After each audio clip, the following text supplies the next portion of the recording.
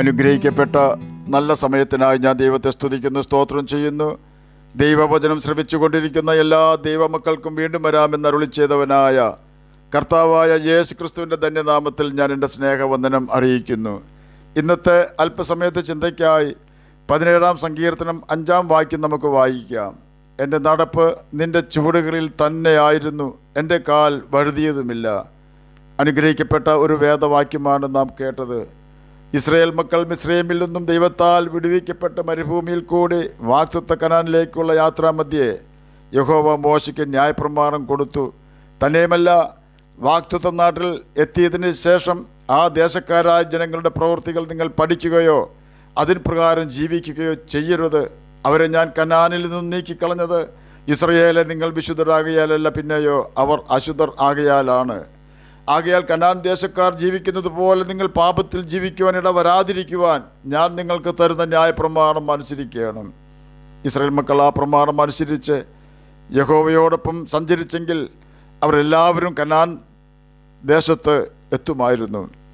എന്നാൽ കനാനിൽ എത്തുന്നതിന് മുമ്പ് തന്നെ ജനം ന്യായപ്രമാണം ഉപേക്ഷിച്ച് അവർക്ക് ബോധിച്ച വണ്ണം ജീവിച്ചു തുടങ്ങിയിരുന്നു. മിസ്രയീമിൽ നിന്നും ഇറങ്ങി പുറപ്പെട്ട ജനങ്ങളിൽ കാലേബും യോശുവയും മാത്രമല്ലാതെ ആരും കനാനിൽ എത്തിപ്പെട്ടില്ല. കാരണം യഹോവയുടെ ന്യായപ്രമാണത്തെ അവർ അവഗണിച്ചു. കനാനിലേക്ക് എത്തിയതിനു ശേഷവും എത്തുന്നതിന് മുമ്പും ജനം ന്യായപ്രമാണം അനുസരിക്കേണ്ടത് അത്യാവശ്യമായിരുന്നു. അനുസരിച്ചില്ലെങ്കിൽ ഉള്ള ദോഷവും അനുസരിച്ചാലുള്ള നന്മയും ന്യായപ്രമാണത്തിൽ തന്നെ യഹോവ രേഖപ്പെടുത്തിയിട്ടുണ്ടായിരുന്നു. 17-ാം സങ്കീർത്തനം 5-ാം വാക്യത്തിൽ കൂടി ദാവീദ് പറയുകയാണ്, എൻ്റെ നടപ്പ് നിൻ്റെ ചുവടുകളിൽ തന്നെ ആയിരുന്നു, എൻ്റെ കാൽ വഴുതിയതുമില്ല. 1 യോഹന്നാൻ 1-ാം അധ്യായം 6 മുതൽ 8 വരെയുള്ള വാക്യങ്ങളിൽ അവനോട് കൂട്ടായ്മയുണ്ടെന്ന് പറയുകയും ഇരുട്ടിൽ നടക്കുകയും ചെയ്താൽ നാം ഭോഷ്ക് പറയുന്നു, സത്യം പ്രവർത്തിക്കുന്നതുമില്ല. അവൻ വെളിച്ചത്തിലിരിക്കുന്നത് പോലെ നാം വെളിച്ചത്തിൽ നടക്കുന്നുവെങ്കിൽ നമുക്ക് തമ്മിൽ കൂട്ടായ്മയുണ്ട്. അവൻ്റെ പുത്രനായ യേശുവിൻ്റെ രക്തം സകല പാപവും പോക്കി നമ്മെ ശുദ്ധീകരിക്കുന്നു എന്ന് രേഖപ്പെടുത്തിയിരിക്കുന്നു. നിൻ്റെ ചുവട് എന്ന വാക്കുകൊണ്ട് ഉദ്ദേശിക്കുന്നത് എങ്ങനെ ജീവിക്കണമെന്നാണോ കർത്താവ് കൽപ്പിച്ചിരിക്കുന്നത്, അങ്ങനെ തന്നെയാണ് ഞാൻ ജീവിക്കുന്നത് എന്നാണ്. കാൽ വഴുതിയില്ല എന്നതുകൊണ്ട് ഉദ്ദേശിക്കുന്നത് പാപത്തിൽ വഴുതി വീണില്ല എന്ന് തന്നെയാണ്. ചുരുക്കി പറഞ്ഞാൽ, പുതിയ നിയമ വിശ്വാസികളായ നമ്മുടെ കാര്യം എടുക്കുകയാണെങ്കിൽ നമ്മിൽ എത്ര വലിയ പാപമുണ്ടെങ്കിലും നാം കർത്താവിനോട് നമ്മുടെ പാപങ്ങളെ ഏറ്റുപറഞ്ഞ് ഉപേക്ഷിക്കാമെങ്കിൽ യേശുവിൻ്റെ രക്തത്താൽ അവൻ നമ്മെ കഴുകി ശുദ്ധീകരിക്കുന്നു. വീണ്ടും നാം പാപം ചെയ്താൽ അതിന് യോഹന്നാൻ പറയുന്ന പേരാണ് ഇരുട്ടിൽ നടക്കുക എന്ന്. നാം ദൈവമക്കളായി തീർന്നതിന് ശേഷവും പാപം ചെയ്തുകൊണ്ട് ഇരുട്ടിൽ നടക്കുകയും അപ്പോൾ തന്നെ നാം വിശുദ്ധരാണെന്ന് അവകാശപ്പെടുകയും ചെയ്യുമ്പോൾ നാം വിശുദ്ധരാണെന്ന് ഭോഷ്കാണ് പറയുന്നത് എന്ന് യോഹന്നാൻ വെളിപ്പെടുത്തുന്നു. നമ്മുടെ കർത്താവ് വെളിച്ചത്തിലാണ് ഇരിക്കുന്നത്. യേശു പറഞ്ഞു, ഞാൻ ലോകത്തിൻ്റെ വെളിച്ചമാകുന്നുവെന്ന്. പാപം ചെയ്യാതെ ക്രിസ്തു നമുക്ക് കാണിച്ചു തന്ന മാതൃക പ്രകാരം നാം ജീവിച്ചാൽ നാമും ഇരുളിൽ വസിക്കുന്നവർക്കൊരു നല്ല വഴികാട്ടിയും വെളിച്ചവുമായി തീരുന്നു. പഴയ നിയമസഭ, അതായത് ഇസ്രായേൽ മക്കൾ മിസ്രയീമിൽ നിന്നും ഇറങ്ങി പുറപ്പെടുന്നതിന് മുമ്പ് പെസഹായും ചോരത്തിലെയും അവർ ആചരിച്ചിരുന്നു. എന്നിട്ടാണ് മിസ്രയീമിൻ്റെ അടിമത്തത്തിൽ നിന്നും അവർ രക്ഷപ്പെട്ടത്. പുതിയ നിയമ ഇസ്രായേലായ നാം യേശുവിൻ്റെ ക്രൂശ് മരണത്തിൽ കൂടി യേശുവിൻ്റെ രക്തത്താലാണ് സാത്താൻ്റെ ബന്ധനത്തിൽ നിന്നും രക്ഷപ്പെട്ട് സ്വർഗീയ കനാനിലേക്ക് യാത്ര ചെയ്യുന്നത്. സാത്താൻ്റെ ബന്ധനത്തിൽ കിടക്കുന്നവർക്ക് അവർ അടിമയിലാണെന്ന് അറിയുകയില്ല. കാരണം അവർ ചെയ്യുന്ന പാപവും അസാൻമാർഗിക ജീവിത രീതികളും ആഡംബരമാണെന്ന് സാത്താൻ അവരെ ധരിപ്പിച്ചിരിക്കുന്നു. ബൈബിൾ അതിനെക്കുറിച്ച് പറയുന്നത് മ്ലേച്ഛമായതിൽ അവർക്ക് മാനം തോന്നുന്നു എന്നാണ്. മാനസാന്തരപ്പെട്ട ദൈവമക്കളോട് ദൈവാത്മാവ് പൗലോസിൽ കൂടി പറയുന്നത് ഇപ്രകാരമാണ്: അടിമനുഖത്തിൽ വീണ്ടും കുടുങ്ങി തോറ്റു പോകരുത്. കാരണം പാപത്തിന് അടിമയായി സാത്താൻ നമ്മെ നരകത്തിലാക്കുവാൻ നിർത്തിയ സ്ഥലത്തു നിന്നാണ് യേശു ക്രിസ്തു തൻ്റെ അവസാന തുള്ളി രക്തവും ഊറ്റിത്തന്ന് ശരീരമാസകലം കീറി മുറിക്കപ്പെട്ടവനായി നമ്മുടെ പാപവും അതിന് ഫലമായി ഉണ്ടായ ശാപവും ചുമന്ന് കാൽവരി ക്രൂശിൽ തകർക്കപ്പെട്ടത്.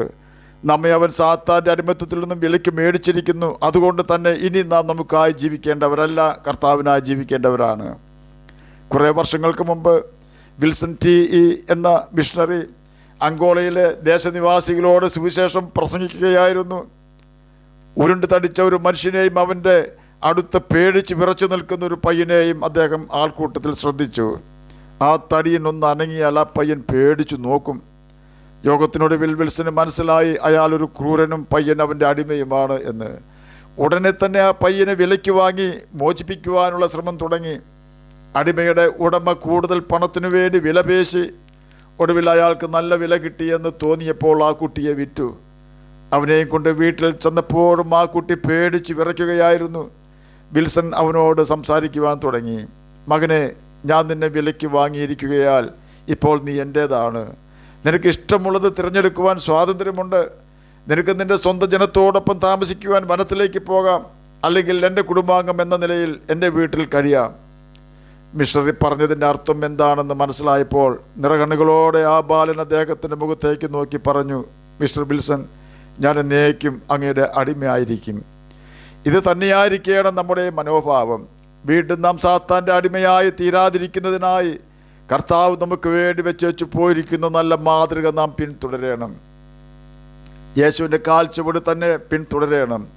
അനേകം കാൽപാദം നമുക്ക് ഭൂമിയിൽ കാണുവാൻ സാധിക്കും.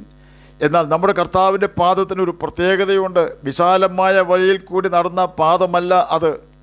ഇടുങ്ങിയ വഴി, കഷ്ടതയുടെ വഴി, പാപത്തെ വെറുത്ത് പിതാവിനെ പ്രസാദിപ്പിച്ച് പാപികളെ രക്ഷിച്ചുകൊണ്ട് പാദങ്ങൾക്ക് ആണിയേൽക്കേണ്ടി വന്ന പാദങ്ങളാണ് കർത്താവായ യേശുക്രിസ്തുവിൻ്റെ പാദങ്ങൾ.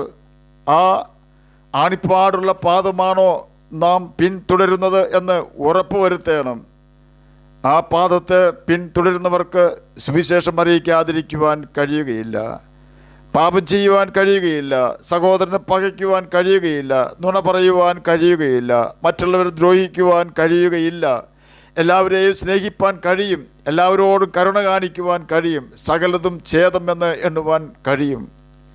യേശുവിൻ്റെ ചുവടുകളിൽ തന്നെയാണ് നമ്മുടെ നടപ്പെങ്കിൽ നമ്മുടെ കാൽ വഴുതി പാപത്തിൽ വീഴുവാൻ അവൻ സമ്മതിക്കുകയില്ല. പ്രതീക്ഷിക്കാത്ത സമയത്ത് 4 പാട് നിന്നും പ്രതികൂലം മാഞ്ഞ് വീശുമ്പോൾ പതറിപ്പോകാതെ കർത്താവിൻ്റെ മുഖത്തേക്ക് നോക്കിയാൽ അവൻ നല്ല മാർഗനിർദ്ദേശം തരാതിരിക്കുകയില്ല. ആത്മിക ജീവിതത്തിൽ ഒരു വഴിയും യേശുവിനെ അറിയാത്തതായി ഇല്ല. സകലവിധ പ്രതികൂലങ്ങളും സഹിച്ചവനാണ് കർത്താവായ യേശു ക്രിസ്തു. ആകയാൽ നമുക്ക് യേശുവിൻ്റെ കാൽ ചുവടുകളെ പിന്തുടരാം.